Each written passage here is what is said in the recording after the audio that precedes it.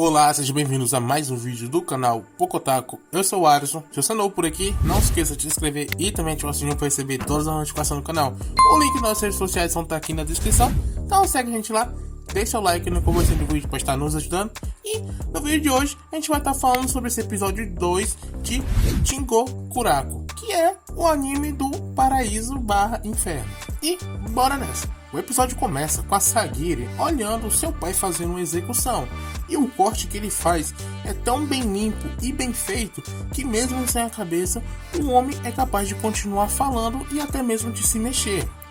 E depois de ver isso, ela passou a treinar para que ela possa replicar aquele golpe, mas depois de fazer uma execução, o espírito do condenado acaba aparecendo para ela para atormentar, e o homem aparece e diz que tem medo na técnica dela e que isso vai fazer com que ela cause mortes dolorosas aos condenados, e ela diz que vai se esforçar mais. E quando ela vai fazer outra tentativa, novamente ela acaba tendo medo e o espírito do condenado vem atrás dela de novo. E para tentar saber como evitar esse medo e dúvida, ela procurava uma vida que poderia tomar sem medo ou hesitação. Depois disso é mostrado um encontro entre todos aqueles criminosos que foram reunidos para irem atrás do Elixir da Vida. E eles estão lá basicamente para isso, para receber essa missão. E eles dizem que quem cumprir isso também receberá o perdão oficial. E depois de escutar que quem achar esse Elixir será perdoado, todos eles começam a prestar mais atenção naquilo. E uns gostam mais do que o outro, porque eles poderão voltar a cometer outros crimes. Já o Gabimaru, ele tá ali totalmente despreocupado com toda a situação, até que uma mulher acaba reconhecendo ele pelo cabelo e também pelo comportamento dele. E diz que ele é bem famoso nesse ramo de trabalho deles.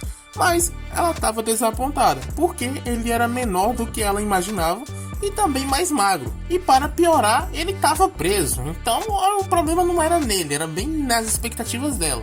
Mas ele ali, como um bom garoto, acaba pedindo desculpa por ter desapontado ela.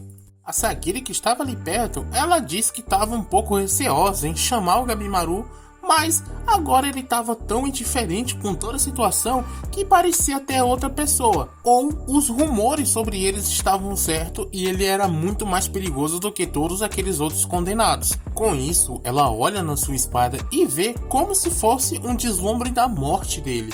Depois disso, o pessoal ele vai começar a explicar de como funciona aquela ilha para os condenados entender. Mas eles não querem ouvir isso, eles não estão nem aí, porque não é como se aquilo fosse um conto de fadas. Mas os policiais pedem para que eles tirem as máscaras que eles estavam usando e mostram o corpo da última vítima que voltou vivo da ilha. E esse corpo está completamente preenchido por flores, apesar de que ele ainda está vivo e já não é mais um humano. E os guardas dizem que eles não faziam ideia do que acontece na ilha, e essa era a única prova que eles tinham. E todos aqueles condenados que estavam super corajosos, agora já estavam todos arregando, morrendo de medo de ir para essa ilha. E um deles pergunta se eles não sabiam de nada sobre essa ilha, como que eles sabiam que existia esse Elixir da Vida lá? Porque eles poderiam muito bem ir e voltar de mãos vazias ou até mesmo não voltar. E todos os presos concordam com isso, com esse ponto de vista. Mas um dos policiais ele diz que quem não gostar da ideia de ir, pode ir embora à vontade. E um desses condenados ele se levanta para sair, mas antes que ele possa terminar de falar, a cabeça dele é arrancada. E o guarda ele volta a explicar que quando eles estiverem na ilha, eles estarão acompanhados de um monitor, porque todos eles foram condenados à morte, e isso vale até mesmo na ilha. E para simplificar, quem descumprir as regras durante a jornada na ilha será decapitado na mesma hora.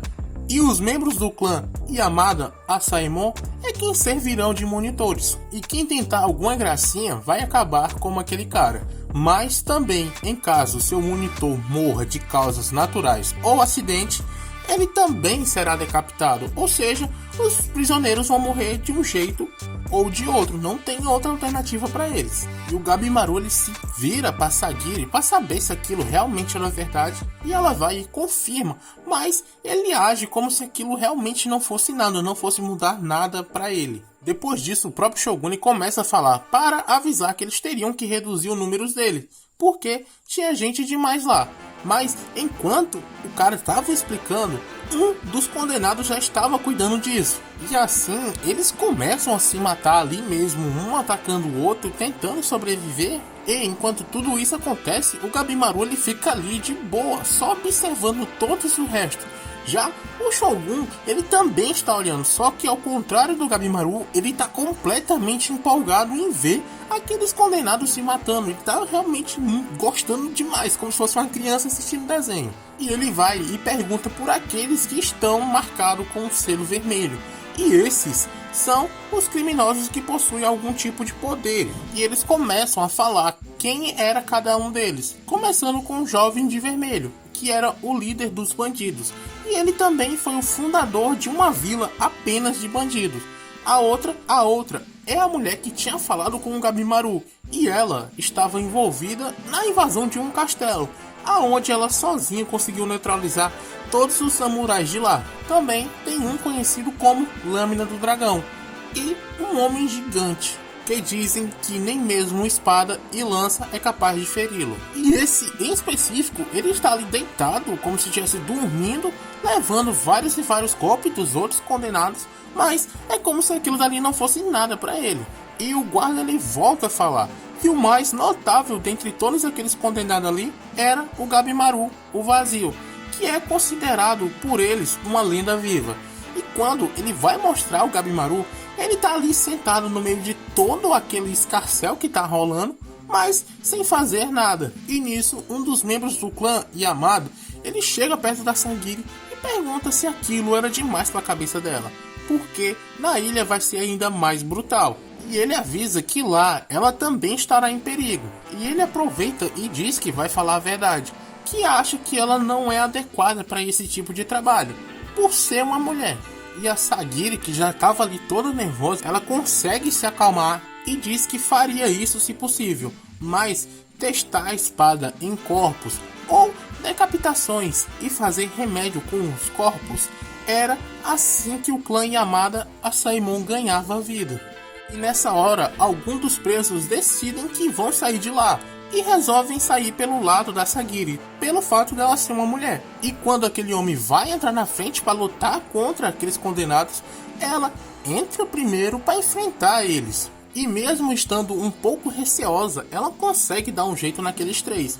Mas, mesmo assim, os espíritos deles vêm para tentar atormentar ela novamente. E quando parecia que ela ia desistir, o Gabimaru fala que não era tão fácil assim matar outras pessoas. E quando vão prestar atenção nele, ele já está bem na frente do lugar aonde está o Shogun.